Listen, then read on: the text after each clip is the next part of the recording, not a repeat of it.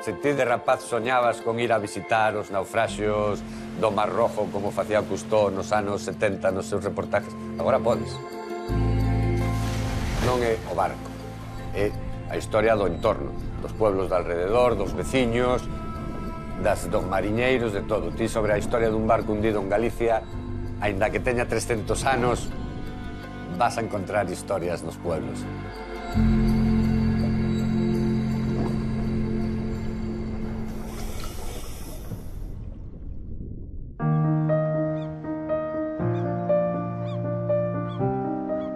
Eu recordo as primeiras veces que meu pai me puxo unhas gafas de mergullar. O que recordo é a diferencia de como estaba eu acostumbrado a ver as cousas cando metía a cabeza no mar e a primeira vez que puxen unhas gafas, non? E vin que no mar non era todo turbio nin oscuro, sino que había luz, que había milleiros de colores e que as cousas tiñan vida, que miraban para ti, que ti sin gafas non eras capaz de saber se te miraban ou que facían, non?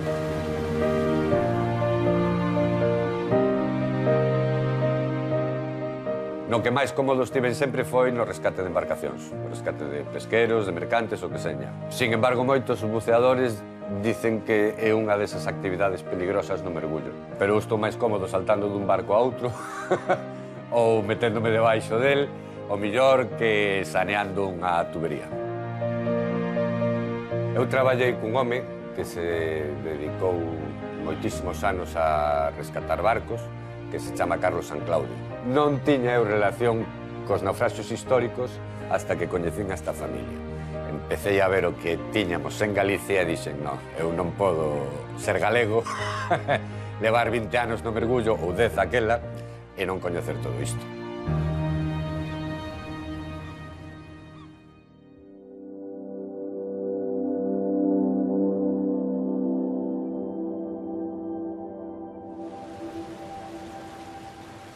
Esta é unha zona que está chea de naufraxios históricos. Por poñervos un exemplo, entre a punta do muelle de Cangas e o faro da Borneira, hai, sempre dudo, se son 11 ou 17 barcos históricos catalogados.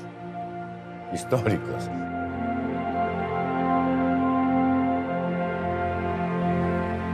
A ría de Vigo é a ría por excelencia na historia, vamos, do mundo mariño, sobre todo por la flota do galeón de Rande famoso, ¿no? Que aí, bueno, hasta Julio Verne escribiu sobre ela.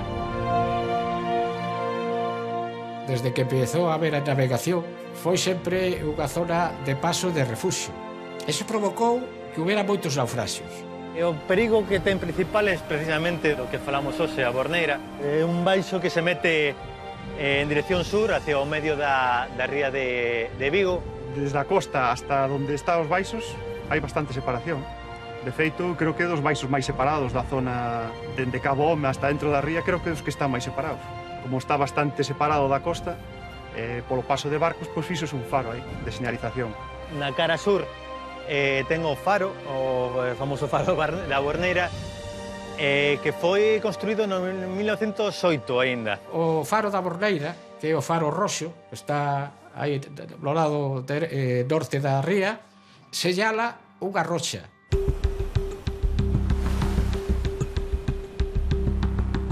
É unha zona na que ninguén se pensaría que hai rochas e con marea moi baixa chegas a ver a rocha. É o que chaman unha rocha asasina. É peligrosa, con mal tempo, moi peligrosa. Moi peligrosa porque é un sitio de rompiente de mar moi peligroso. Bate bastante o mar, porque entra da boca do sur e dalle de cheo.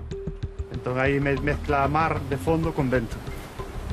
É unha zona bastante, se te arrimas, bastante peligrosa. Imagínate ahora que non existe o faro. Entonces, ou conoces moi ben a ría, ou se te arrimas moito a costa, para seguila como referencia, terminas batendo contra el. E antiguamente, antes de estar o faro, debeu de ser unha desfeita pos barcos. E aínda así, estando señalizada como está ahora, todos os anos hai algunha desgracia que algún que calcula mal. Cando hai días así como hoxe, un patrón con bollo ve que algo anormal pasa. Pero se está o mar calmo, un patrón que pase por aquí e non coñece estas augas, a mellor en fila, atalla polo medio e bate contra as rochas, pero seguro. Porque na restinga onde está o baixo só ten 2 pequenos pasos polo medio, non? hai como un pequeno canal que se pasa, pero eso, os barcos de pouco porte, estos barcos de baixura, barquiños de baixura, barcos xa que barcos que teñan por encima do metro de calao, é moi perigoso pasar por aí. Con toda a tecnoloxía, información, cartas náuticas que hai, siguen embarrancando barcos. Imaginemos un siglo, 2, 3, 4, 10, 15, 20 siglos atrás, cantos barcos irían a pique neste baixo e cantos restos pode haber aí aínda por descubrir. Se pode falar abiertamente de un cementerio de barcos, sí.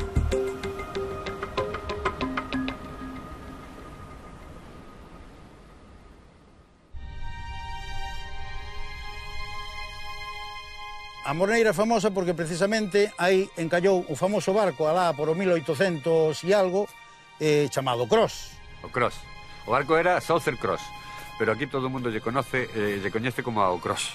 Foi un barco moi famoso, sempre se falou del toda a vida.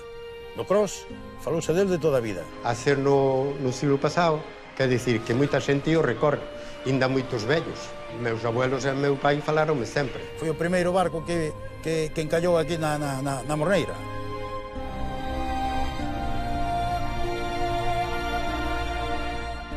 Southern Cross era un barco mixto de pasaxe e carga, pertencía a Holder Line, que era británica, era un barco de algo máis de 100 metros de eslora. E era un barco bastante grande, máis ou menos podía ser de 12 a 14.000 toneladas.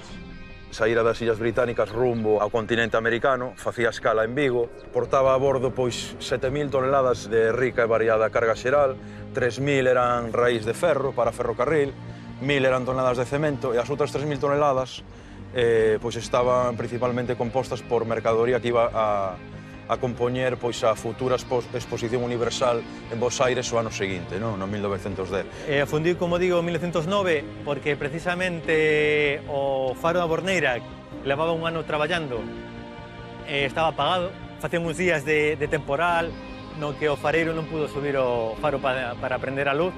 Entonces me imagino que cerrado de niebla todo foi un poquinho despiste humano, que a tecnología que había non era de hoxe, e que encallou aí o barco.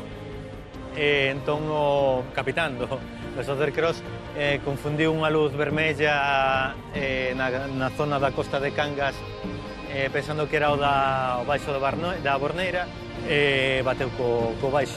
Temporal de vento, moito mar e o barco tocou unha pedra. É algo que aínda hoxe en día, cheo de señales a ría, aínda non é especialmente extraño tocar nesa pedra. Faleceu un dos seus pasaxeiros, un santanderino, Pedro Bustamante, que no momento do embarrancamento do barco, que foi o 25 de Nadal do ano 1909, pois presa do pánico non esperou as tarefas de rescate e guindouse ao mar e morreu afogado. Entón, nun primer momento, o barco queda moi encaixado. De feito, encárganlle o salvamento a empresa de salvamentos marítimos daqui da Coruña, que tiña daquela os vapores Finisterre e Villano, pero a verdade é que o barco está moi encaixado nas pedras e finalmente sería imposible, non? Volvelo a reflotar.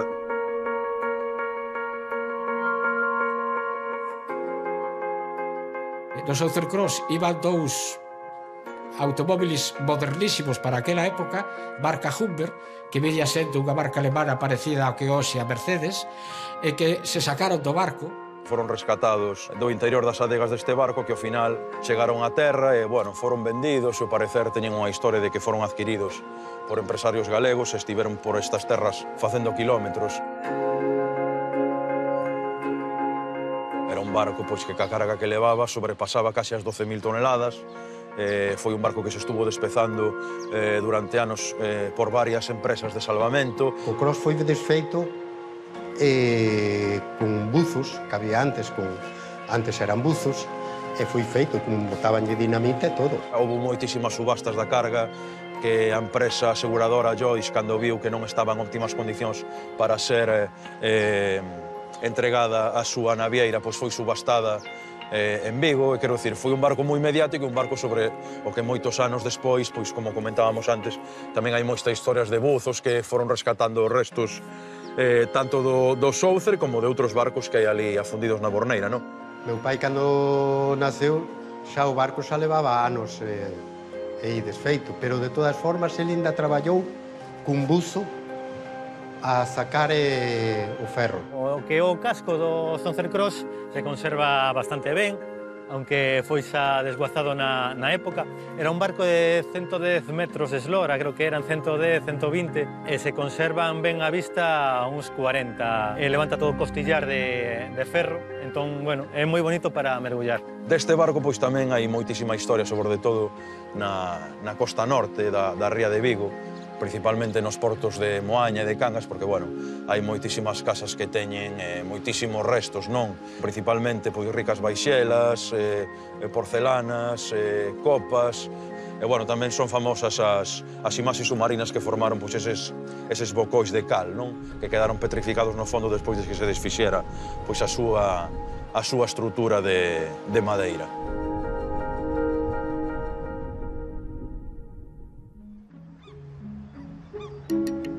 Cheguei a Cangas no ano 98-99, vin a dar uns cursillos para a Xunta de Galicia, para os navalleiros. O pueblo encantoume, e no ano 2008 conseguí virme a vivir aquí. Eu xa coñecía o Southern Cross por oídas dos buceadores, pero nunca mergullara ali. Entón empecé a preguntar polo pueblo os mariñeiros, sobre todo, o Cross e tal, non sei que. E moitos, sí, que aparecen cousas nas redes, tal, empezaron a contar. Hai xente con vaxilla, andaba a Guardia Civil por alá tola buscando polas fincas. Entón a min empezoume cada vez como a envolver, decir, aquí hai algo que non... Que terá ese barco que todo un pueblo o coñece, que todo un pueblo di que hai mercancía, que hai vajilla, por aí falan moitísimo da vajilla. Un hermano meu que buceou aí, foi un dos primeiros que encontrou pezas de aí de louza que traía o Cross. Era todo louza. Louza, platos, fuentes, jarras. Primeiro topei o que foi a fuente. E dixen, ostra, unha fuente tal metina na bolsa. Limpiei-na, quería mirar a ver como estaba. E mirei que estaba ben, pero claro, ao limpiala tanto, foi cando mirei que tiña o sello. E que tiña o sello, claro, de 1876. Dixen, ostra, pois, ten algún valor esta fuente. Si, eu toquei e vinlle o cruño. Ademais, vinlle o cruño. Auténtica cerámica china. Que sí, podía saber roto como al tempo, pero de feito, se non se rompeu, porque a cerámica é boa, é auténtica. Porque é de calidad. Non é como agora que fan de feituría, todo de plástico. Volvín e foi cando topei varios platos. Que pasa? Que tamén rejalei algúns.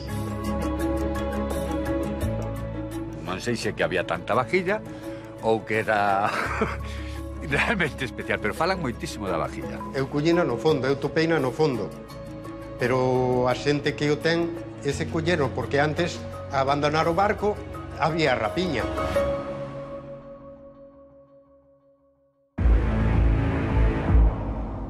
Estamos a falar dunha época que había moita escaseza e moita miseria, eses barcos, un cargamento deses barcos a veces supoñía, como no caso que estamos hablando do Southern Cross, pues unha riqueza enorme, no? Para, en este caso concreto, para a Ribeira Norte, da ría de Vigo, de Cangas e de Moaña en concreto.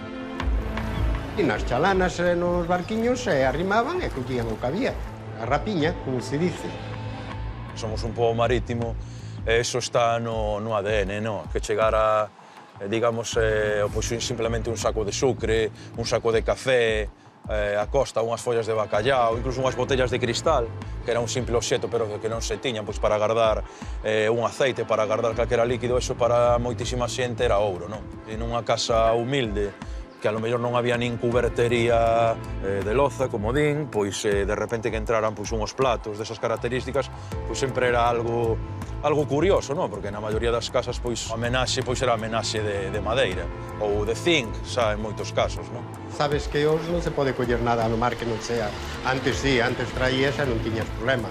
Eu agora, por exemplo, non collo nada. Gústame que morran, xa que morran ali. Esta porque as teño, se non as hubiera deixado.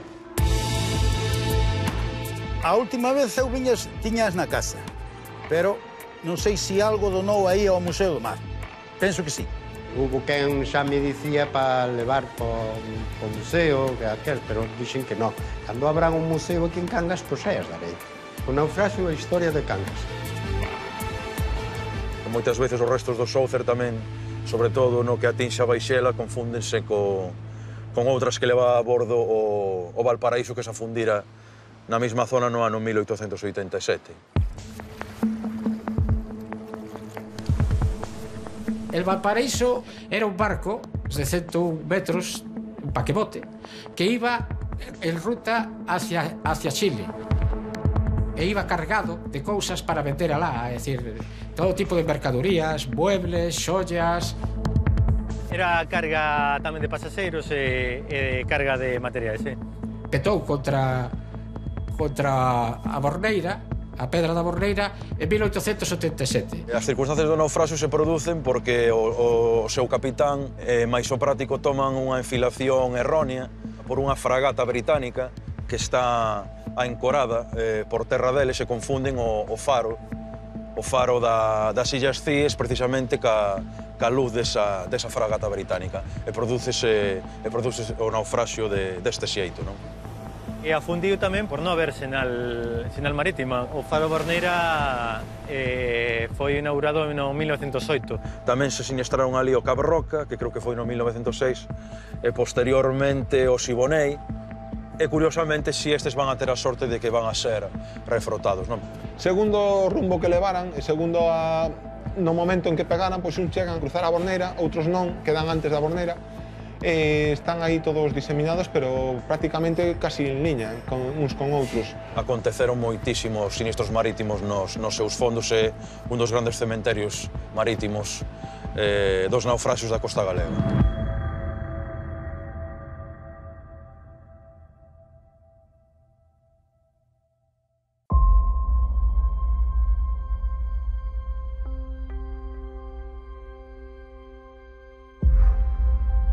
En Ponta Borneira, xa fai anos, calquera que coñeza un poquinho o mundo da arqueoloxía submarina, que se interese, xa conocido desde traballos do Grupo García Alén nos anos 80, que foron os que máis traballaron nesta zona.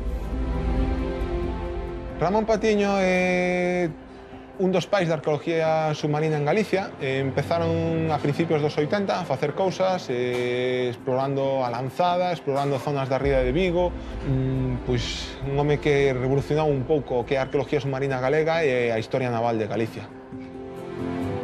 En 1981 fundouse o Grupo de Arqueoloxía Alfredo García Alén e a mí tocoume facerme cargo das actividades subacuáticas porque tiñamos unha serie de xente que nos traía información de patrimonio submersido.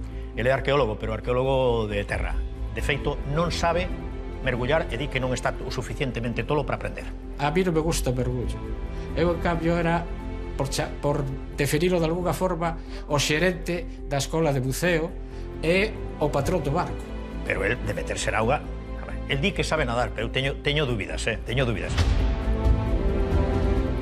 Era unha aventura, non é como agora que hai moita modernidade.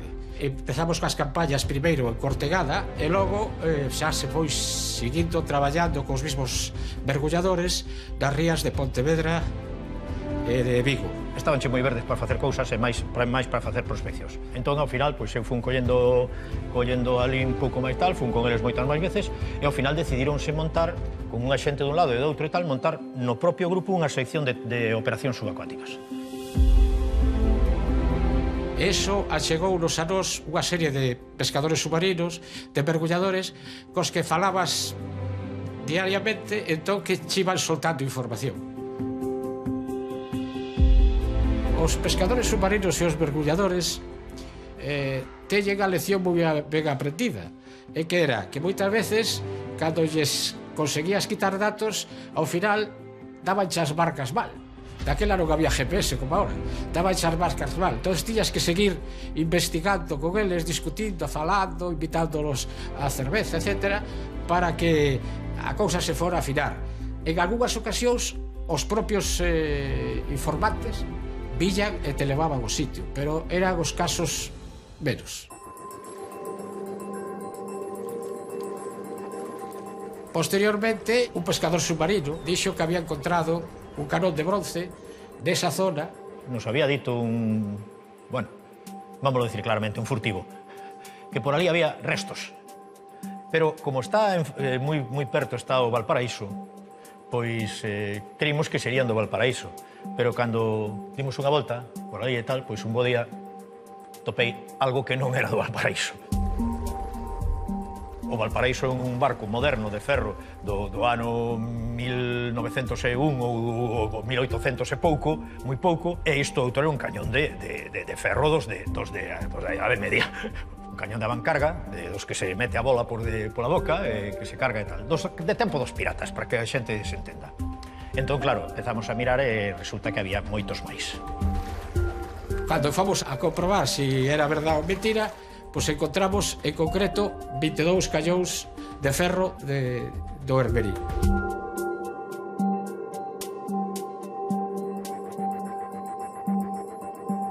A fragata Hermeñí pertence a unha serie corta chamada tipo Licorne, do que só se fixeron 3 unidades, o cal dá unha idea de que non terminou de gustar ese diseño. É un buque que está evolucionando nese momento a fragata e, bueno, pois había que facer probas. É unha fragata de 36 canones francesa, tiña uns 40 metros de eslora, un barco pequeniño e rápido. Volvía dun viaxe ao Caribe francés, de levar unhas tropas de refuerzo, pois daquelas Francia e Inglaterra estaban en guerra. Estaba facendo patrulla con dúas fragatas francesas, a Coraxe e máis a Maliciosa. E de a altura de Finisterre, aproximadamente, atoparon con unha flota de guerra inglesa. En principio, a superioridade está do lado dos franceses, puesto que contan tamén cun navío, tamén de 74 canóns, e 2 fragatas.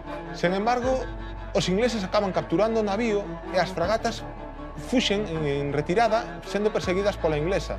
Viñeron a refugiarse á ría de Vigo. Con tan mala sorte que a Maliciosa iba polo medio da ría, e en cambio a Herberí arrimouse un pouco máis a costa.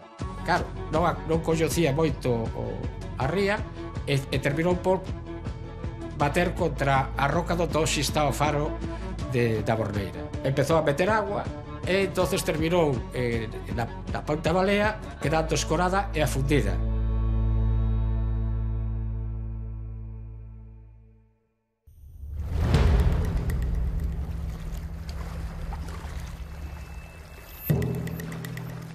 A raíz dunha noticia que saiu en prensa a mediados de febreiro, marzo do 2009, dun mergullador, era mariscador, empezou a mergullar e atopou moitos restos en bronce. Nunha xornada extraendo ourizo aí na Borneira, en inverno, xa nos fixáramos días atrás que había unhas pedras de color verde bastante llamativas e deusenos por buscar, sabes? Por ventear e a ver, estas pedras verdes isto parece dun pecio. E xa empezaron a surxir clavos, topáramos varias cousas. Fixéramos un informe cos artículos que atopáramos e déramos a Guardia Civil. Ao final non sei en que quedou a cousa, sei que viñera unha empresa a inspeccionar de arqueólogos. Cando fun cos de Argos a Hermeñí, houbo que pedirlle as marcas ao García Lén, o señor Ramón Patiño.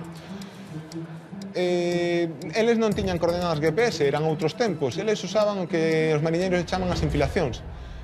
Pasounas a punta do muelle da Baleira coa palmeira da Casa da Cultura e, por outra banda, a casa que hai na praia, a punta do tellado, coa antena de telefonía móvil que hai detrás.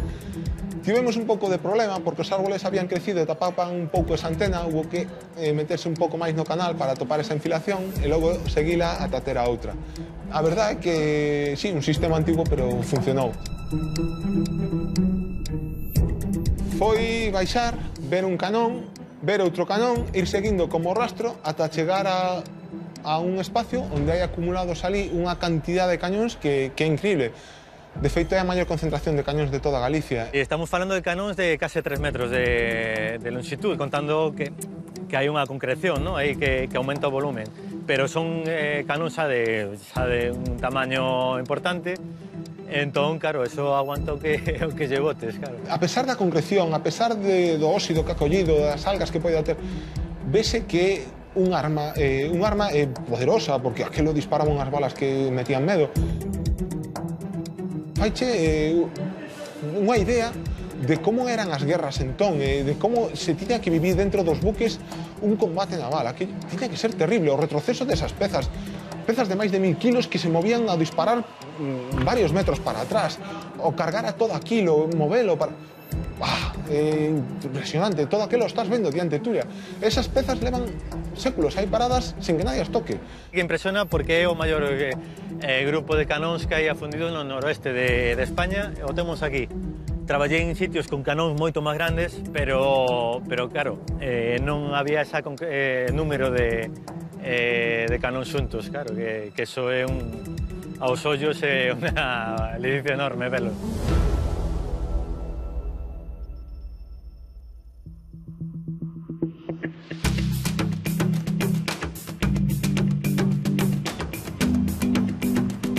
Na Borneira depende moito das condicións, porque é unha zona pouco abrigada dentro da ría.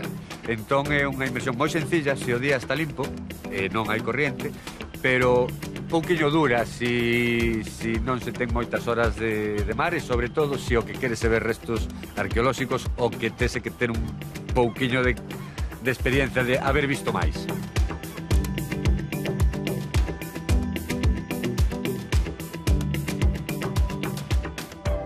Son 13-14 metros de profundidade, entón non precisa de ningunas técnicas especiales. Vale, unha inmersión bastante moi sencilliña. Eso sí, a preparación de seguridade normal nos centros de buceo. Barco e o punto de inmersión.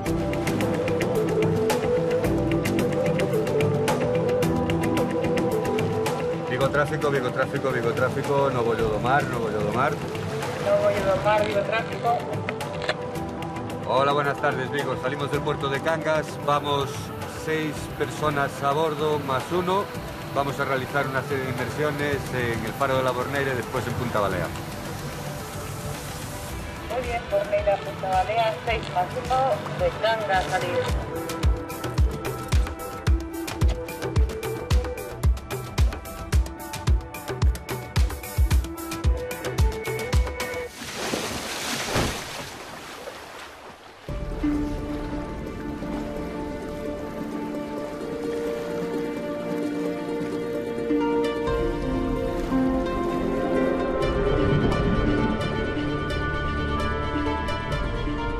Hoxe chegamos directos ao costado de babor, que é o costado que está máis enterrado na area, na parte que dá pa Vigo.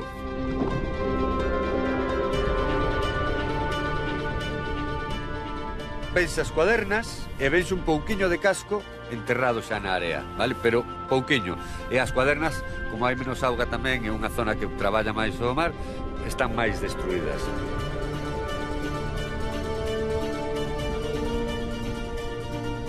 As cuadernas están así, se te metes aquí xa está todo cheo de restos, pero nos, hoxe o baixar, chegamos por aquí e por fora. Por que? Porque vas repercorrendo todo isto e automáticamente vas pasando os restos do propio naufraxio, que é a carga, a mercancía e os restos.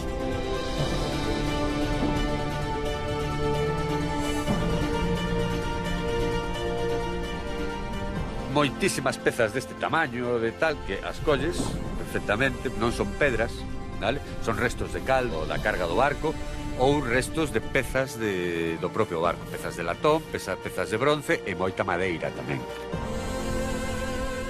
A madeira desfaixe, ten moitísimos anos, pero aínda hai restos.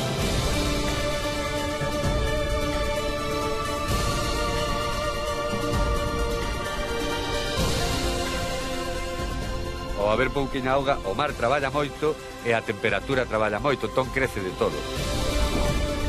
Incluso os barriles, que son barriles grandes, son difíciles de diferenciar, porque están cheos de cousas. Parecen pedra e ademais teñen moitísima vida adosada a eles, sobre todo cando chegan as temporadas de verán, porque a temperatura do mar sube un pouquiño e generanse as afloracións típicas de Galicia, de algazo e tal.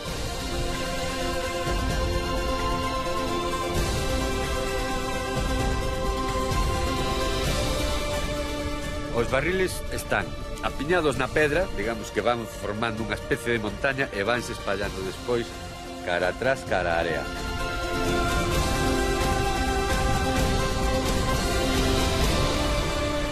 O Uns, efectivamente, perderon a madeira, pero hai moitísimos que teñen a madeira, ou trozos da madeira, incluso se lles ve a marca que tiñan para abrilos, vale?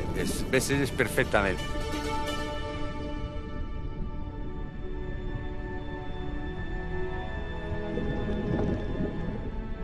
Despois de ver os barriles, metímonos enriba da cuberta do barco e fomos percorrendo de popa a proa.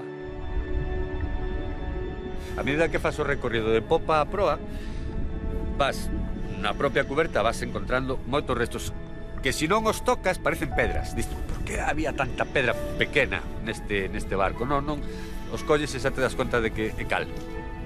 Vale? Entón, claro, daste conta de que son restos da mercancía desfeitos. É digno de ver, é bonito. Ademais, a medida que te vas aproximando á proa, polo costado do estribor, as cuadernas quedan ao aire moita máis altura, vale? Un par de metriños, e ademais tes moito máis casco de barco hasta o fondo. A mura de proa está bastante ben conservada para estar onde está. E distínguense os remates das chapas, e distínguense os remaches. O barco era totalmente remachado. E hai unha chapa tamén metida debaixo do casco, polo costado de estribor tamén, que se lle ven os furados originales dos remaches, que xa non están os remaches, porque a chapa saltou, pero ves os furados, collecho dedo. Todo o perfil da chapa. Pero, claro, hai moitos restos de moitos naufraxios, entón cheganse a mezclar uns con outros e teñen que ser os arqueólogos principalmente os que determinan de que barco é.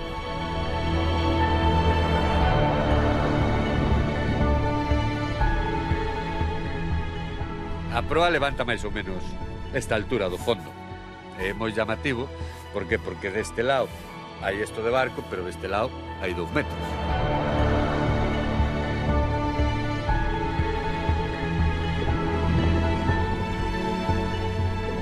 Xa nos metemos polo costado estribor por dentro, que pola parte interna da ría, porque desde o fondo tes unha visión hacia arriba de todo o casco, entón sí que aí che dá a sensación de que non era un barco tan pequeno, de que era un barco grande.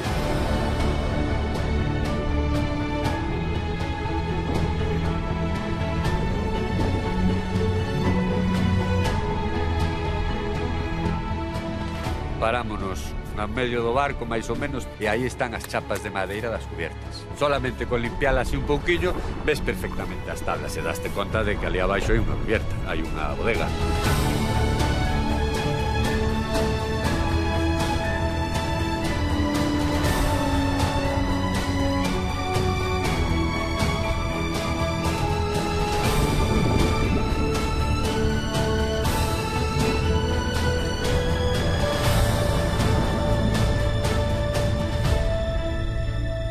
Non é nada complicado imaginar o que puido pasar aquela noite. Non é nada complicado, porque ademais na zona de proa está, digamos que moito máis limpa, porque está moito máis fora da zona de roca. Entón lava moito máis, está máis apoiado na area. Entón, ali sí que ves un barco feito dereito que leva ali a fundir, é moi fácil imaginalo navegando.